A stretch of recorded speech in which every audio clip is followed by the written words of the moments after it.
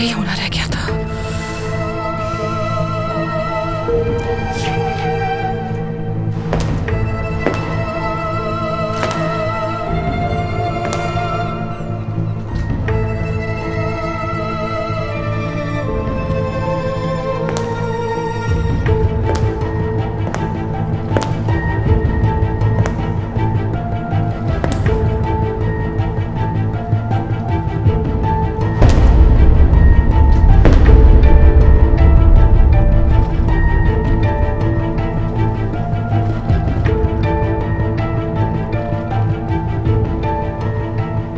खड़ी हो जाओ।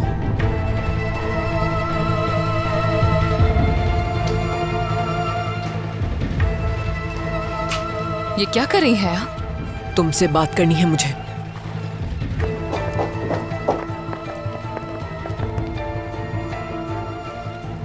कोई मदाखलत नहीं करे। आप करना क्या चाह रही हैं मेरे साथ? ये मेरे काम करने की जगह है, आपका घर या फैक्ट्री नहीं है। चलो मेरे साथ।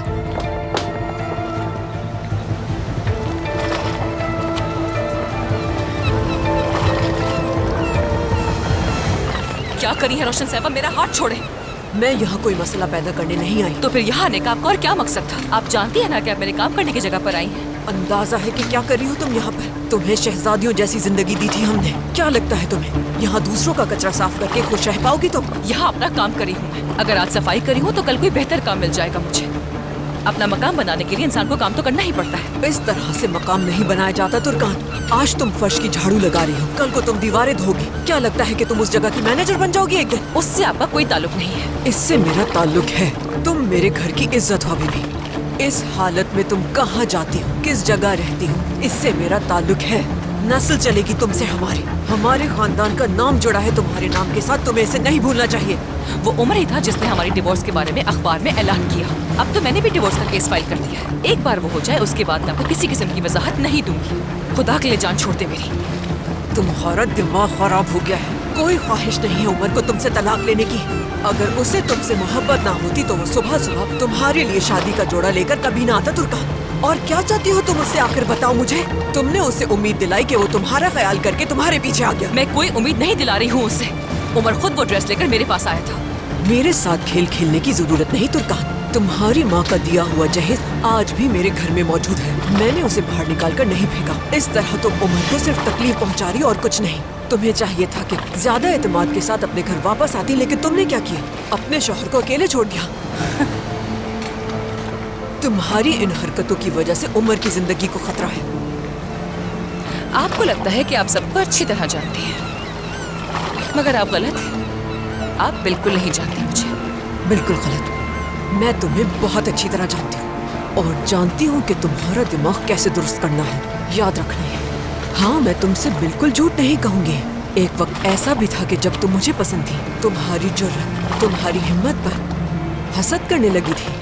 लेकिन तुमने बहुत गलत किया। उमर ने तुमसे बेपनाह मोहब्बत की, लेकिन तुमने अपनी कोई गलती नहीं मानी और दोहराती रही अपनी गलतियाँ बगैर किसी शर्मिंदगी के।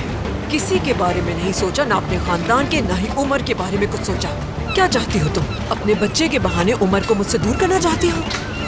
अलग होना है ना तुम्हें? तो तुम कोर्ट पर फैसला छोड़ो और निकल जाओ यहाँ से। मेरा बेटा हमेशा मेरे साथ ही रहेगा। इस मामले में तुम उमर को ना धकेलो तो बेहतर है। तुम्हारी वजह से उमर की जिंदगी खतरे में है। मैं किसी को भी इस मामले में नहीं धकेल रही हूँ। ये बात शायद समझ नहीं आ रही आपको कि मेरा पीछा उमर नहीं छोड़ रहा है। क्योंकि तुम ही उसे हमेशा उम्मीद दिलाती हो तुर्कान।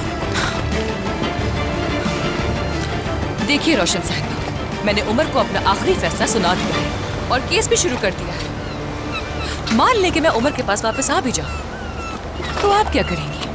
क्या रोकेंगी मुझे वापस आने से?